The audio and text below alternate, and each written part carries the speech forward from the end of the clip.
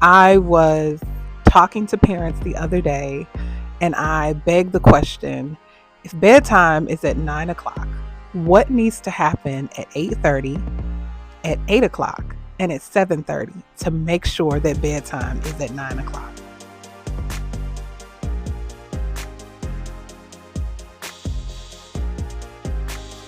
Welcome back to my channel. I'm G Marie, and today I want to get into three of my top strategies for establishing discipline to steady routines. For as far back as my children can remember, I have always had a very steady handle on my children's routines.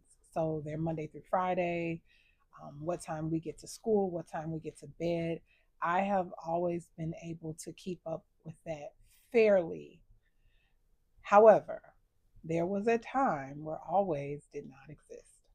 There was a time where, when my children were very little, our lives were very chaotic. I had not grasped the hang of doing things in a steady routine, or at least being consistent at whatever the routine was. So, how did that look? That looked like some days kids were going to bed at 10:30, other days kids were going to bed at 9 p.m. And I really had to wrap my mind around and figure out what is the deal? Like what's thesis? Why can't we get this done? And what I realized was that my inconsistency in my schedule and the things that I was not marking with the T, the things I was not, you know, dotting my I's about were those little small things that were really catching us off guard. So the first strategy I learned was to identify the small things. Reason being is because those smaller items, those are the items that literally make the difference and are so dependent on everything else. Is dinner time before bath time? Is bath time after dinner time? When are things happening and how does one thing affect the other? If bath time does not happen, does that mean that bedtime ceased to exist? Or if bath time is happening 30 minutes ahead of schedule, is that going to make more room for bedtime to maybe come earlier? Do we want bedtime to come earlier? So, the first strategy is to identify those smaller pieces of the larger puzzle, which means you got to know what the larger pieces of the puzzle are. What is the most important thing that you want to get done the night before you have a very busy morning? Is it picking out the clothes? Is it packing the lunches? Is it just making sure that things are in a space where we can grab and go? You have to identify the things that make you lag in the morning. Like, what is that? What are the small things? Okay, so that's strategy number one. We're going to identify all our little small things. And I actually have a little helper tool in my description if you would like a little bit of assistance with that. But if not, that's okay. Just keep watching. The second thing to note is understanding your time. So, how long does it take you, your spouse, your children? How long does it take you guys to get things done? If it's 20 minutes to take a shower, if it's 15 minutes to make a peanut butter and jelly sandwich and put together a dynamic lunch. If you're having your teens make their own lunch, if they're not making lunch, let me tell you, I do not ever run into teens that appreciate their school's lunchroom food. Okay. So, you, as a parent, buying all the things that is going to make them want to eat in the middle of the day, that is going to be a decision that is completely up to you, but is encouraged because these kids are going all day and they are eating each other's snacks or they are not eating at all. Okay. So, back to the message. I just want you to know that understanding the amount of time it takes to get things done in your household is a key proponent to setting those times so that you can be in a space where the most success is possible in your routines. So, earlier, as I mentioned, what is the bedtime that we're setting? Are we setting 9 o'clock? What's happening at 8:30? Because 8:30 might be laying down. Like if you really want your little one to be like, out for, the time that you're looking for them to be asleep, then that might require um, bedtime, meaning we get to the bed earlier. My son takes an hour to fall asleep, an entire hour. So if I want him in bed by 9, everything that I'm doing leading up to bedtime has to be something that gets him in the bed by 8. His lights have to be like off and dim. His environment has to be chill.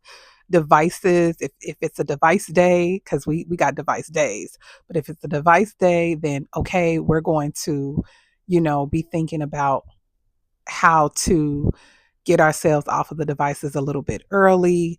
And I know that this is the amount of time it takes to get things done in my household. So, in order to establish solid discipline, I absolutely have to understand my flow. And I'm sure if you're ever at the bathroom door wondering why somebody's taking so long, because there's only one bathroom and one of your teenagers is taking all day to do whatever it is, then you have an understanding that things may take a little bit longer than you expect. And this may require you, as mom or dad or grandmother or aunt or caregiver, to get up earlier and just have your situation already situated.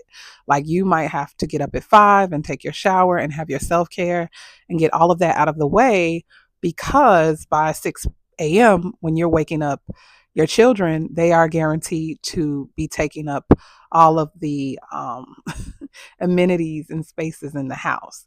So, thinking about the timing is going to help you be able to be consistent with the times that you're establishing that things should stop and start. Tip number 3, my last and final, is to have a schedule of consistency. So, this means that when you are thinking about what needs to happen throughout your week, your Monday, your Tuesday, your Wednesday, your Thursday, is very, very, very consistent.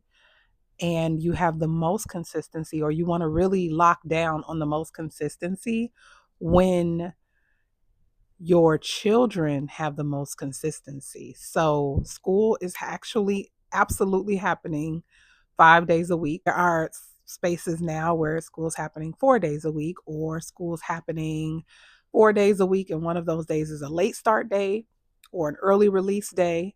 And that is your child's consistency. So you want to wrap things that you want your child to do with more discipline around the consistency of the schedule that they have that's most consistent. So the morning routine in the morning, if you want to set it minute to minute with a few more minutes of leisure, with a little more wiggle room, you can totally do that. But just make sure that that wiggle room is always there and that those times stay consistent, and that you are offering yourself the type of schedule that your children could naturally get into the rhythm of. For example, when children are coming home from school, like what is the plan? Who's at home? Do they have an after school program that they go to? Do they go to that program Tuesday and Thursday? Great. If they're in a sport or an activity and that sport or activity is only happening on Tuesday and Thursday, then maybe on Monday and Wednesday, there's a little bit more, relaxation we can get into. But we don't want to just put something in that spot for the sake of putting something there. We always want to leave some level of fluidity in our schedule, because that actually establishes discipline too. People need to know when they're going to be resting. Children need to know when they're going to be able to rest and when they're going to be able to relax, just like we need to be able to know too. It's no different than, they say a good punishment. When you put your kid on punishment, you're on punishment too. Well, excellent self care is self care that allows you, everyone in the family, to be able to get that care at the same time. So a really relaxed Monday night might look like your teenager is able to be in their room for a few hours undisturbed without anybody wondering why they're not coming out. Or you might allow 20 more minutes of um, digital technology time for your toddler. You may even take this time to reach out and talk to a family member that lives in a different city or a different state, because this is the time where you have to sit down for an hour and do so. Or maybe you're trying to get into content, you're trying to get your YouTube game up. And so that 1 hour on a Monday night is literally all you have to be able to record a video or write a script or pound out your thoughts or connect with your thought partner on a major project that you're trying to get off of the ground. Just know that putting the discipline of consistency in your schedule and then making sure that that schedule has a pockets of free space, you will absolutely not regret this in the long run. So I hope that I brought value to you. I hope that in respecting your time, this video was quick and to the point. If you love my content, if you are picking up what I'm putting down, I want you to hit that subscribe button and make sure you touch that notification bell so that you can know when each and every video comes in. And of course, thank you for managing with G. Marie.